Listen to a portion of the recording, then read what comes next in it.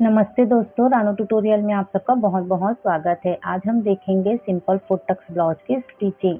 तो पिछले वीडियो में मैंने इसी ब्लाउज की कटिंग शेयर की थी आप लोगों के साथ कि सिंपल फुट टक्स ब्लाउज की कटिंग स्टेप बाय स्टेप कैसे करते हैं। तो आज मैं आप लोगों को इसकी पूरी स्टिचिंग करके दिखाऊंगी। तो सबसे पहले हमने क्या किया है, अस्तर और जो मेन ब्लाउज का पीस है ना उसे अटैच कर लिया है। तो ये हमारा बैक पार्ट हो गया है और ये हमने दोनों आस्तीन भी रेडी करके रख लिया है, अस्तर के साथ अटैच कर लिया है। तो ये दो आस्तीन हो गई हमारी और साथ ही ये हमारा फ्रंट का पार्ट हो गया। तो इसी तरह से अस्तर और मेन फैब्रिक को ना मैंने अटैच कर लिया है। अभी देखिए हम डाट लगाएंगे। तो सबसे पहले हम ये लंबी वाली डाट लगाएंगे जो हमारी मेन डाट होती है। तो ये डाट मैंने 2 इंच की ली है, दोनों तरफ 1-1 इंच हमें दबाना है। तो कट से कट को इस तरह से मिलाएंगे और यहाँ ना जो फुल बस्ट वाली लाइन होती है वहां तक इसे सिलाई चला देंगे। तो देखिए कट से कट मिलाकर आप रखेंगे इस तरह से और इसे ना फुल बस्ट वाली लाइन तक इस तरह से चला लेना है। उसके बाद इसे पलटकर फिर से डबल सिलाई चला देनी है। तो ये तो हमारी पहली डाट हो गई 1 इंच वाली, ठीक है ना। अभी हम क्या करेंगे, जो ये तीनों डाट है ना उसे लगा लेंगे। तो ये तीनों डाट हमारी आधा आधा इंच की है। तो ना आप जब भी ब्लाउज इस तरह से डाट वाली बनाते हैं तो कट लगा दीजिए। कट लगाने से क्या है ना, आपको सिलने के टाइम में कोई प्रॉब्लम नहीं होगी। तो देखिए इसे भी इस तरह से सिल के पक्का कर लेना है। तो ये हमारी दूसरी डाट हो गई। अभी देखिए हम तीसरी डाट इधर कमर की वाली लगाएंगे। तो देखिए जो लंबाई में मैंने आधा इंच बढ़ाया था ना एक्स्ट्रा, वो यहाँ डाट में कवर हो गया। एक कमर की साइड हमने डाट लगा ली और एक जो हुकाई लगाते हैं उस साइड हमने डाट लगा ली। तो जो आपका लंबाई का है ना यहाँ पर आधा इंच कम हो जाता है। अभी देखिए आर्म होल की डाट लगाएंगे। तो आर्म होल के पास भी हमने आधा इंच बढ़ाया था, वो डाट ना यहाँ कवर हो जाएगी। जो आपका हाफ इंच है ना इस डाट में कवर हो जाता है। तो आपके ब्लाउज की लंबाई ना बिल्कुल उतनी ही रहती है जितनी आपको बनानी है। तो इस तरह से देखिए एक पार्ट में हमने डाट लगा लिया है, इसी तरह से ना हम दूसरे पार्ट में भी डाट लगा लेंगे। तो अभी देखिए इसमें क्या हुआ है, डाट लगाने के बाद जो हुकाई की साइड है ना उधर हल्का सा झुक गया है। तो हम क्या करेंगे, इसे 2 पॉइंट ना कट कर देंगे। तो कभी भी डाट लगाते हैं ना और हल्का सा झुक जाता है तो उसे इस तरह से कट करके बराबर कर दे कपड़े को। तो देखिए ये हमारा रेडी हो गया है। इसी तरह से ना हम दूसरे पल्ले को भी रेडी कर लेंगे। तो देखिए मैंने दूसरे पल्ले को भी इस तरह से डाट लगाकर ले लिया है। अब हम इस साइड भी 2 पॉइंट इस तरह से छांट देंगे। याद रखिए मैंने हुकाई की साइड छांटा है, ठीक है। तो अभी देखिए एक बार इसे चेक कर लेंगे। तो दोनों पल्लों के जो डाट है ना उसे मिलाते हुए इस तरह से चेक कर लेंगे। अब हम इसमें लगाएंगे हुकाई की पट्टी। तो सबसे पहले देखिए मैं इसमें आई पट्टी लगा रही हूँ। आई पट्टी ना मैंने 3 इंच लिया है और अस्तर के कपड़े और मेन फैब्रिक दोनों को साथ में अटैच करके सिल लिया है और 2 पॉइंट सामने से दबा दिया है। उसके बाद देखिए हम आई पट्टी नीचे रखेंगे और जो हमारा ब्लाउज का फ्रंट पार्ट है ना मेन उसे ऊपर रखेंगे। इस तरह से इसमें हाफ इंच की सिलाई चला देंगे, क्योंकि देखिए हुकाई में हमने हाफ इंच ही लिया था ना, तो यहाँ पर भी हम हाफ इंच ही दबाएंगे। तो इस तरह से सिलाई लगाने के बाद इसे पलट लेंगे और नाखून से अच्छे से इसे प्रेस कर लेंगे। उसके बाद जो ये पट्टी है ना उसे इस तरह से फोल्ड कर देना है। अच्छे से इसे सेट करके इस पे 2 सिलाई चलाएंगे। एक सिलाई तो एकदम कॉर्नर से चलाएंगे हम और एक सिलाई ना इससे थोड़ी 2 पॉइंट की दूरी पर चलाएंगे। तो कपड़े को अच्छे से ना इस तरह से सेट करने के बाद सिलाई चला दे और 2 पॉइंट की दूरी से ना हम एक सिलाई और चलाएंगे ताकि हमें पता हो हमें आई यहीं पर बनाना है। और इधर सामने का कपड़ा थोड़ा उठा उठा रहता है ना, तो एक सिलाई इधर भी चला देंगे। तो इस तरह से देखिए हमारा एक पार्ट कंप्लीट होकर रेडी हो गया है। तो ये देखिए ये वाला पल्ला तो हमारा पूरा कंप्लीट है। अभी हम ना इसे साइड रख देंगे, ठीक है। फिर हम दूसरा पल्ला लेंगे। अब इसमें हम लगाएंगे हुक की पट्टी। तो हुक की पट्टी को ना हमेशा अस्तर वाले कपड़े से ही लगाते हैं और उसकी चौड़ाई 2 इंच ही रखते हैं। तो देखिए मैंने 2 इंच की इसे पट्टी ले ली है। अब इसे डबल फोल्ड करके यहाँ से इसे चला देंगे। तो अच्छे से कपड़े को सेट कर लेंगे और आधा इंच ही हम सिलाई दबाएंगे। जितना हमने हुक आई में सिलाई का लिया था ना एक्स्ट्रा मार्जिन, उतना ही हम यहाँ पर दबाएंगे। फिर देखिए पट्टी को सिलने के बाद ऐसे पलट कर ना ऊपर से एक टॉप स्टिच लगा लेंगे। इस तरह से इससे ना पट्टी अच्छे से दबी रहेगी। फिर देखिए पट्टी को इस साइड ऐसे फोल्ड करके इसे ऐसे सिल लेना है। तो ये हमारी हुक वाली भी पट्टी लग गई। तो कभी भी हुक और आई की पट्टी को ना इसी तरह से लगाते हैं। तो हमारा देखिए ये दूसरा पल्ला भी बनकर तैयार हो गया है। तो इस तरह से डाट लगाते हैं और इस तरह से हुकाई की पट्टी लगाते हैं। अभी देखिए हम बैक का पार्ट लेंगे और जो गला है ना उसे हम शेप दे देंगे इस तरह से। उसके बाद क्या करेंगे, हम इसमें एक सिलाई चला देंगे ताकि हमारा अस्तर और जो मेन कपड़ा है वो अच्छे से जुड़ा रहे। इस तरह से सिलाई चलाकर इसे पक्का कर लेना है। फिर हम क्या करेंगे, ये जो दोनों डाट है ना वो डाट लगा लेंगे।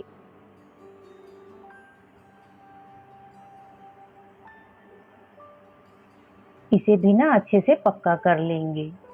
दोनों तरफ की डाट को इसी तरह से लगा लेना है।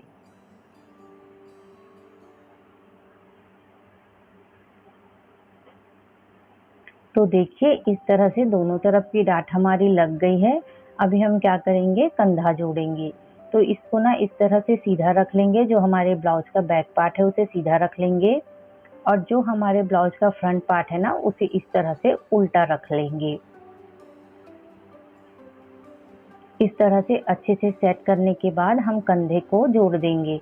तो देखिए हमने लंबाई में सिर्फ 1 इंच बढ़ाया है ना, तो यहाँ पर सिर्फ हम आधा इंच का दबाव देंगे। तो आधा इंच हमारा यहाँ लंबाई में कम हो जाएगा और नीचे जब हम कमर पट्टी लगाएंगे ना तो आधा इंच वहाँ दब जाएगा। तो आपको ना जितनी भी ब्लाउज की लंबाई बनानी है उतना ही आपको मिलेगा। तो देखिए दोनों कंधों को ना इस तरह से अच्छे से जोड़कर डबल सिलाई चला देना है। अगर आपके पास इंटरलॉक की मशीन है ना तो आप यहीं पर इंटरलॉक भी कर सकते हैं। अभी देखिए ये हमारा कंधा एकदम अच्छे से जुड़ गया है। दोनों पार्ट हमारे अच्छे से फिनिशिंग के साथ जुड़ गए हैं, ठीक है ना। अभी हम क्या करेंगे, आस्तीन लगाएंगे। तो आस्तीन को ले लेना है और फ्रंट और बैक देख लेना है। तो देखिए फ्रंट में हमने एक छोटा कट लगाया था। फिर हम क्या करेंगे, देखिए ऐसे सेंटर से सेंटर मिलाते हुए ना आस्तीन को जोड़ लेंगे। तो ना कभी भी आस्तीन को ना आप बीच सेंटर से ही जोड़िएगा। जो भी कपड़ा आपका एक्स्ट्रा होगा ना वो अगल बगल से कट जाएगा फिर। तो इस तरह से देखिए पहले हम एक साइड सिलाई चला लेंगे।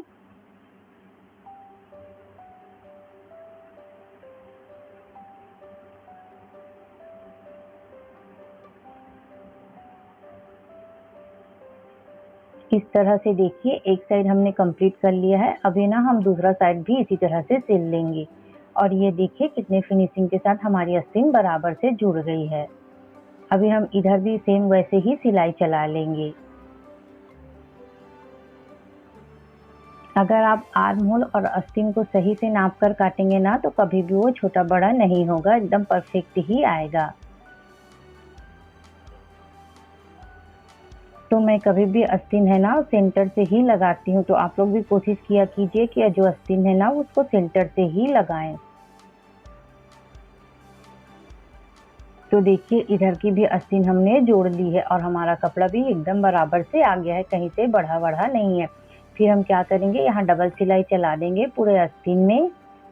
जिस तरह से हमने ना सिंगल सिलाई चलाई है उसी तरह से यहाँ पर पूरी उसी के ऊपर एक डबल सिलाई चला देंगे।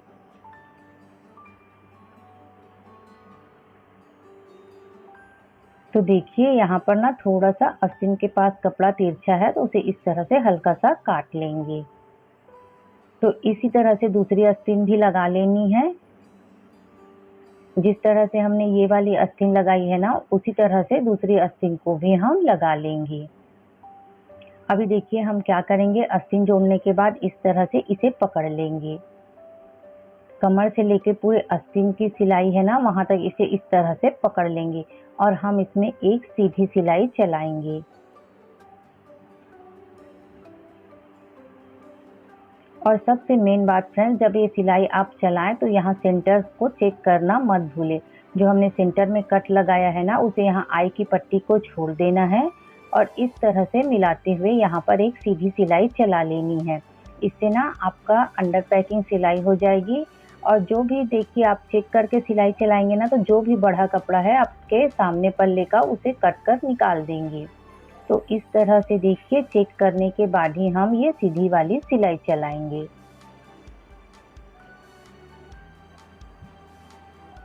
तो इधर का पार्ट रेडी हो गया है। अभी हम देखिए यहाँ पे ना पीछे पल्ले को काटे नहीं थे, तो पीछे पल्ले को यहाँ पर काट लेंगे 2 पॉइंट।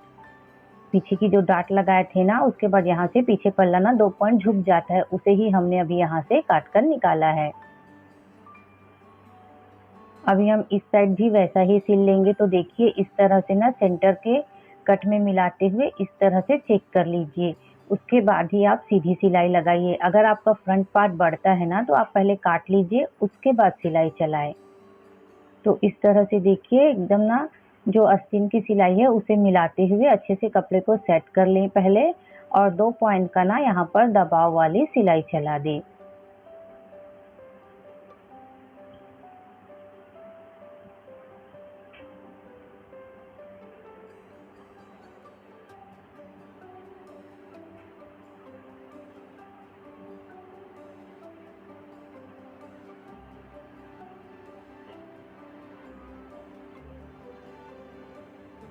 देखिए यहाँ तक पूरी सिलाई चला लेनी है।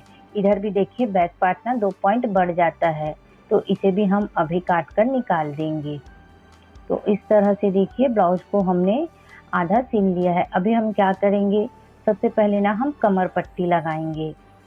अगर आप चाहें तो गले को पहले सिल सकते हैं, लेकिन मैं सबसे पहले ना कमर पट्टी लगा लूँगी, उसके बाद लास्ट में मैं गले को फिनिश करूँगी।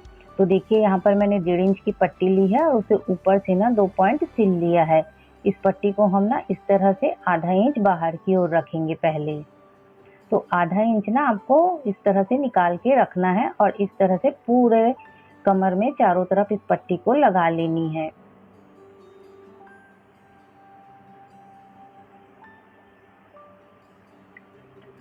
तो ना बहुत लोग ना इस ब्लाउज को ऐसे पलट कर भी सिलते हैं। बहुत लोगों का मैंने ब्लाउज देखा है पलट कर भी सिल देते हैं, लेकिन कमर पट्टी लगाने से ना ब्लाउज में थोड़ी मजबूती रहती है।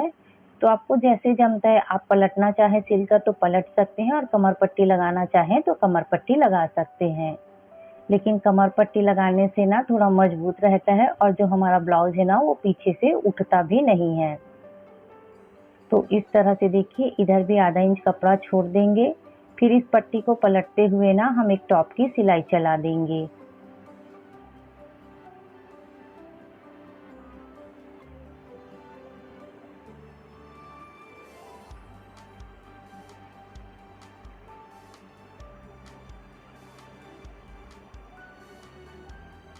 तो देखिए पूरे पट्टी के ऊपर ना इस तरह से एक सिलाई चला दिए हैं। अभी हम क्या करेंगे, जो मशीन का टाँका है ना उसे बड़ा कर लेंगे। फिर इसे यहाँ से फोल्ड करेंगे और इस तरह से मोड़ देंगे। यहाँ पूरे ना बड़ी सिलाई चला लेंगे। बाद में हम इस सिलाई को तुरपाई करने के बाद निकाल देंगे। तो यहाँ पर हम ना सबसे बड़े टाँकों वाली, जो भी मशीन में आपके बड़ा सबसे बड़ा टाँका है वही वाली सिलाई यहाँ पर चला दें।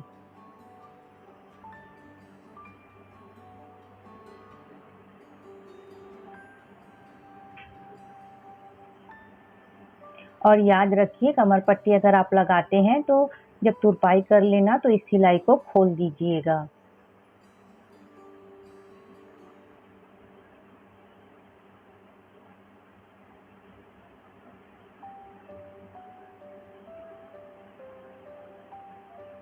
तो इस तरह से देखिए कमर में हमने पूरी पट्टी लगा ली है और नीचे हमारा कंप्लीट हो गया है।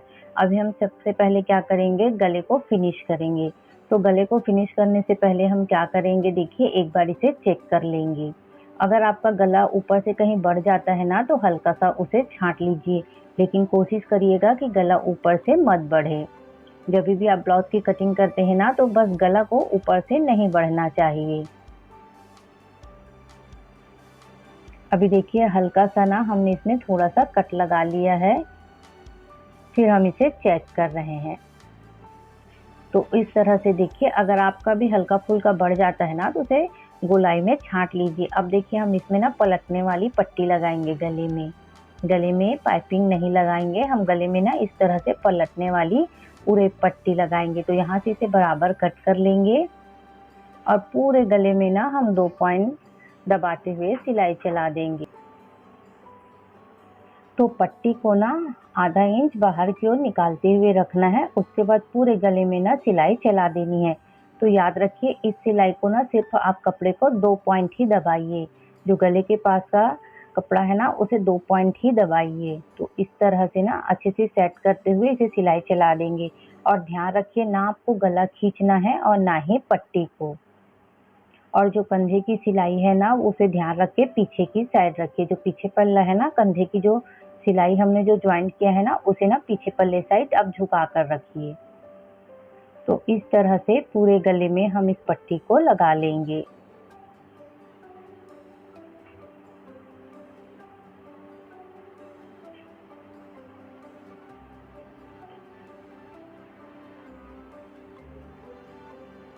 इधर से भी देखिए, आधा इंच कपड़े को ज्यादा रखना है।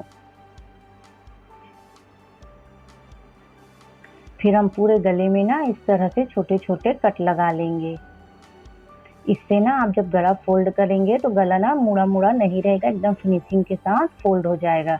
तो पूरे राउंड में ना छोटे छोटे कट लगा लिए। अभी देखिए, इस पट्टी को हम क्या करेंगे, इस तरह से ना फोल्ड कर देंगे इसे ऐसे। फिर उसके बाद हम इसे 2 पॉइंट जितना हमने सिलाई दबाया है उतना और फोल्ड करके ऊपर से पूरी एक सिलाई चला देंगे।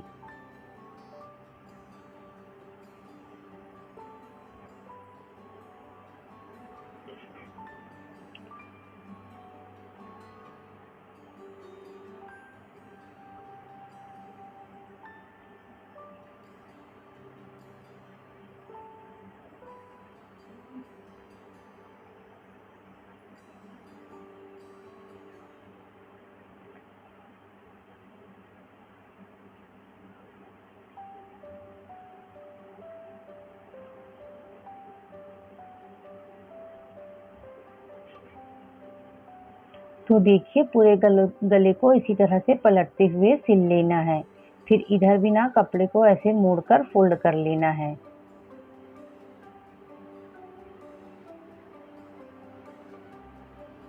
अभी देखिए, जो गले के पीछे जितना भी हमारा एक्स्ट्रा कपड़ा बच रहा है ना उसे हम कट कर लेंगे।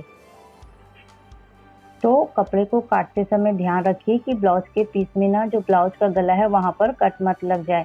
कई बार ना क्या होता है, आप कपड़े को ऐसे काटते हैं ना और हल्का सा कट लग जाता है।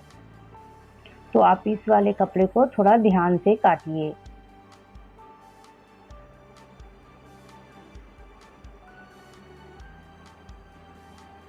तो देखिए, गला पट्टी लगाने के बाद जितना भी एक्स्ट्रा पीछे कपड़ा था ना उसे इस तरह से कट कर लिया है।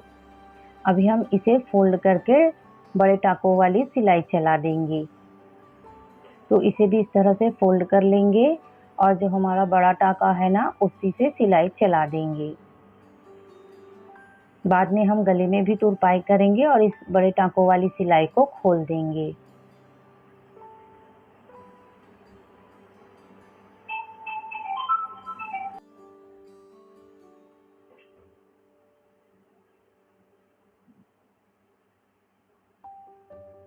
तो देखिए, इसी तरह से पूरे गले में सिलाई चला लेनी है। तो ब्लाउज हमारा कंप्लीट हो गया है। सिर्फ ना अब हम इसमें फिटिंग लगाएंगे। तो फिटिंग लगाने से पहले इसे ब्लाउज को उल्टा कर लेंगे और एक यहाँ ना दबाव की सिलाई चला देंगे। जो हमारा ऐसे साइड दबाव है ना वहाँ सबसे कॉर्नर से एक सिलाई दबा देंगे।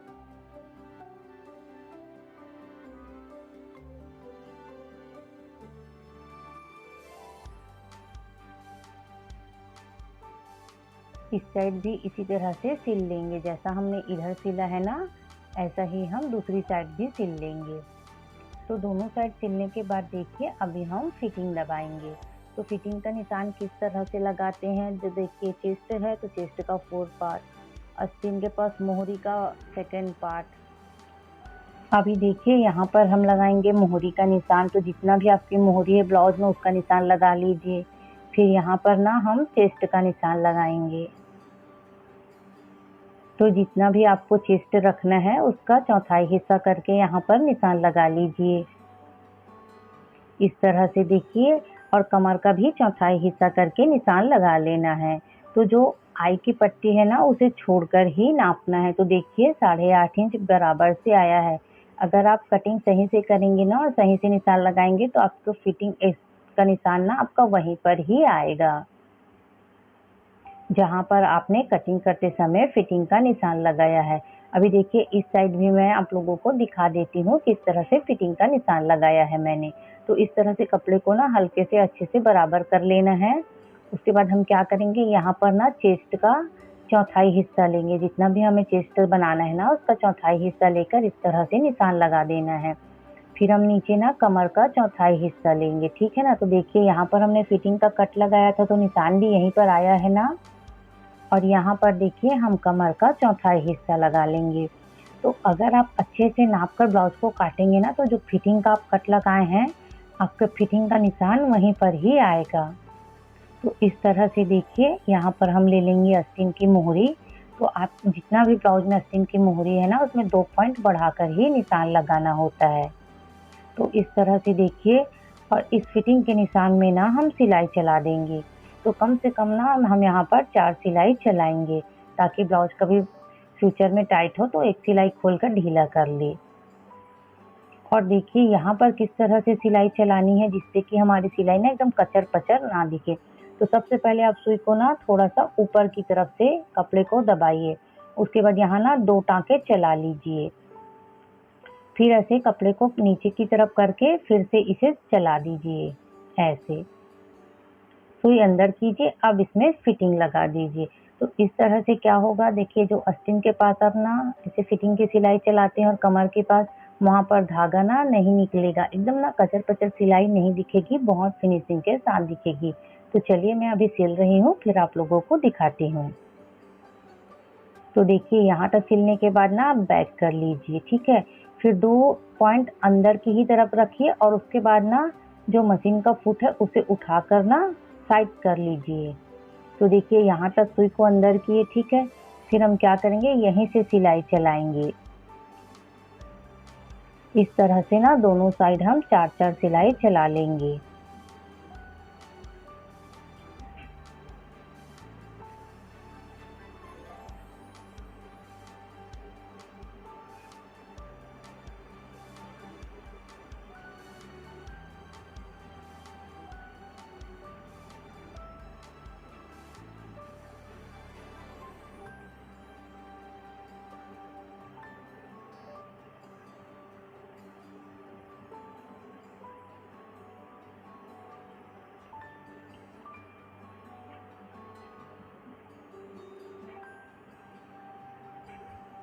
तो देखिए हमने फिटिंग की सिलाई चला दी और ये देखिए यहाँ पर की फिनिशिंग इस तरह से।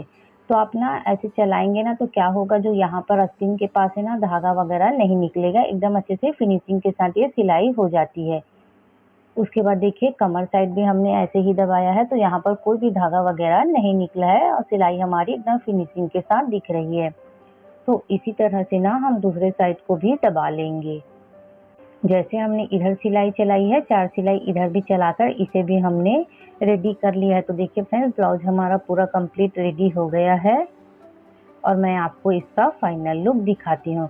तो देखिए आप अच्छे से कटिंग करके सिलेंगे ना तो आपकी ना जो ये आस्तीन के पास नीचे वाली सिलाई है ना वो भी एकदम बराबर ही आएगी।